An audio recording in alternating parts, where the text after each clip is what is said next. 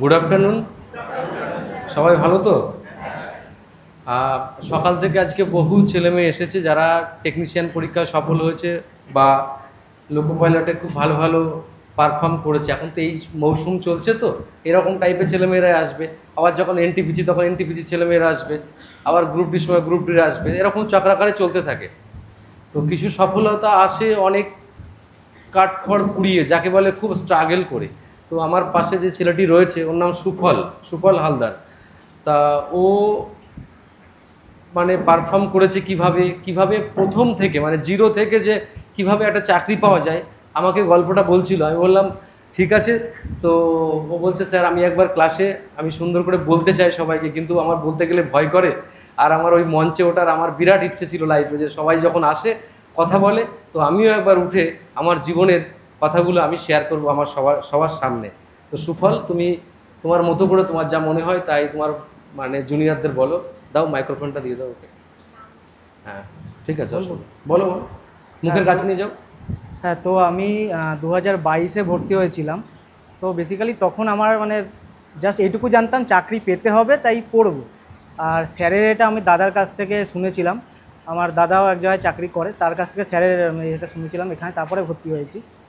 তো তখন আমি বেসিক্যালি জানতাম না বলতে কিচ্ছু জানতাম না, পুরো একদম বেসিক। হ্যাঁ, তো পুরো একদম বেসিক ছিল তখন আমার। মানে কীরকম বলবো, জাস্ট আইটিআই কমপ্লিট করে ভর্তি হয়েছিলাম তখন আমি। এই জন্য স্যার এখানে এসে ম্যামকে আমি বলেছিলাম যে, হ্যাঁ ম্যামকে এখানে আমি বলেছিলাম যে আমি ওই পুরো একদম শুরু থেকে যেভাবে ভর্তি হয় সেভাবে পড়তে পারবো। তো ম্যামের জন্য আমি অঙ্কটা, আর আরেকটা ম্যাম তার ঠিক নামটা এই মুহূর্তে মনে পড়ছে না, ওনার জন্য রিজনিং, আর স্যারের জন্য বাকি সব সায়েন্স টাইন্স আমার সত্যি খুব ভালোভাবে ক্লিয়ার হয়েছে। আমি মানে আশা করিনি যে 1.5 থেকে 2 বছরের মধ্যে এত ফাস্ট আমি মানে এখানে ভর্তি হওয়ার সাথে সাথে পেয়ে যাব। এটা মানে প্রচণ্ডভাবে স্যারের কৃপা আর ম্যামদের কৃপা। হ্যাঁ, আমি টেকনিশিয়ানে পেয়েছি 84, আর আমি আবার সাইকোর জন্য এলপি ট্রাই করছি।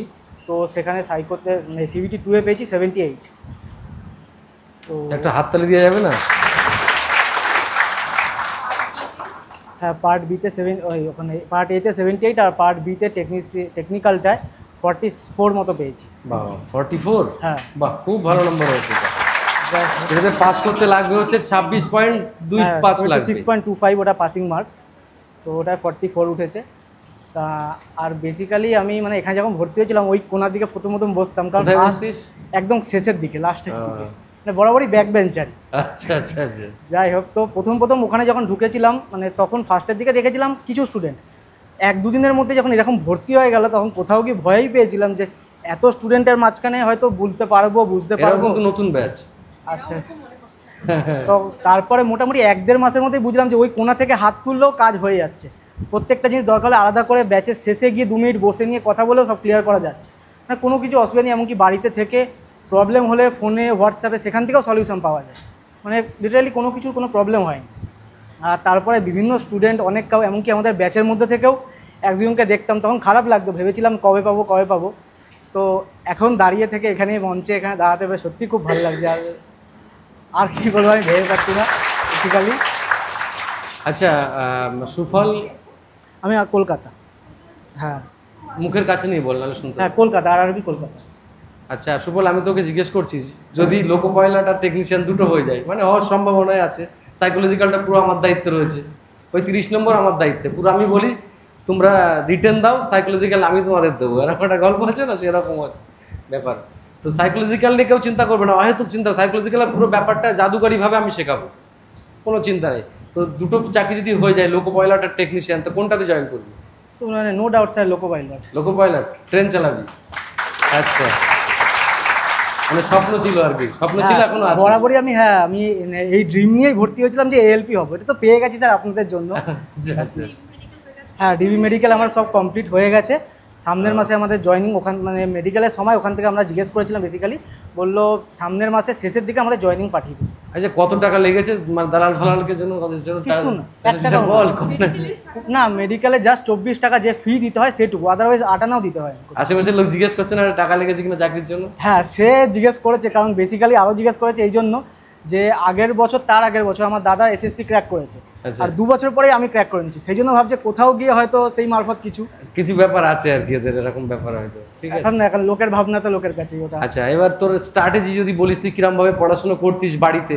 হ্যাঁ, তো সেইটা বেসিক্যালি খুব টাফ না, কিন্তু হ্যাঁ যেটুকু পড়েছি মন দিয়ে, একদম প্রথম একটা বছর স্যার যা, আমি বরাবরই আলাদা বাইরে কিচ্ছু পড়িনি, স্যার যা নোটস দিয়েছে সেটাই ফলো করেছি। আর খাতাটা খুব বেশি পড়তাম, নোটসের থেকে খাতা আমি বেশি পড়েছি।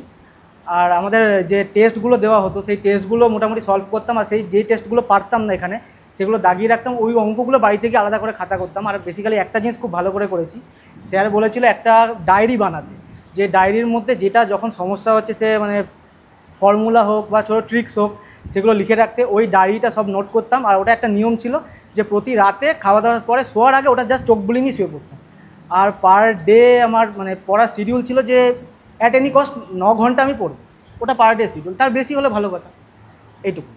বাহ, খুব সুন্দর করে, অল্প কথায় অনেক সুন্দর করে বললাম।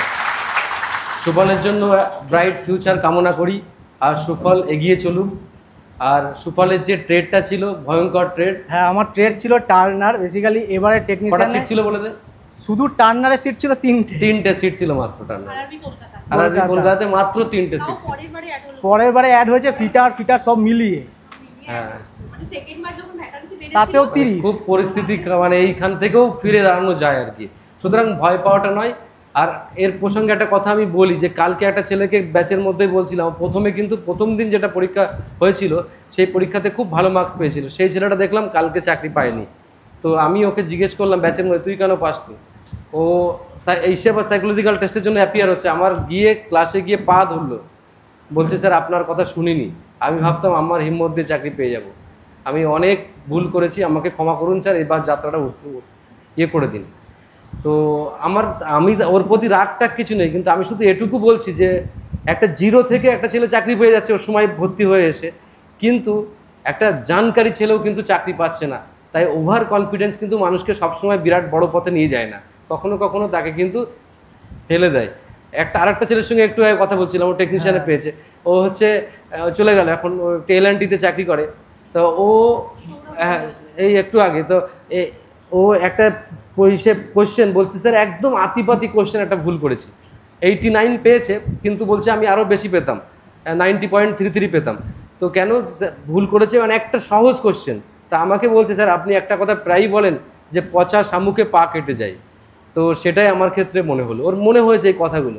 তাই আমরা আমাদের দিক থেকে সেরাটুকু দিয়ে চেষ্টা করি, তা তোমরা তোমাদের বেস্ট দাও, আমরা যথেষ্ট পারফর্ম করে তোমাদের সামনের দিকে নিয়ে যাব। কোনো ইনস্টিটিউটের সঙ্গে আমাদের কোনো বৈরিতা নেই, মানে যুদ্ধ নেই, আমরা শুধু আমাদের কাজ করব, আর কারোর কাজ আমরা দেখি না। আমরা কোনো ইউটিউবকে ফলো করি না, আমরা কোনো কোচিং সেন্টারকে ফলো করি না। লোক আমাদেরকে ফলো করতে পারে, আমাদের কিছু যায় আসে না, কিন্তু আমরা কাউকে ফলো করি না, আমরা আমাদের সেরাটুকু দেবো। আমরা আমাদের যে টিম আছে, আমাদের টিম ওয়ার্কটা অত্যন্ত ভালোভাবে চেষ্টা করি। তার জন্য এইসব যারা সুফল, এদের মতো ছেলেমেয়েরা কিন্তু সত্যিই সুফল ভোগ করে এগিয়ে যায় সামনের দিকে। এছাড়া আমার আর কিছু বলার নেই আমার পক্ষ থেকে। ওকে, আর তোমাদের ম্যাম এখন ক্লাস করাবে, এরপরে তোমাদের একটা প্ল্যান আছে, আজকে তোমাদের প্রথম একটা মক টেস্ট হবে। মক টেস্ট এখানে তো হয়নি, তোমাদের হয়েছে?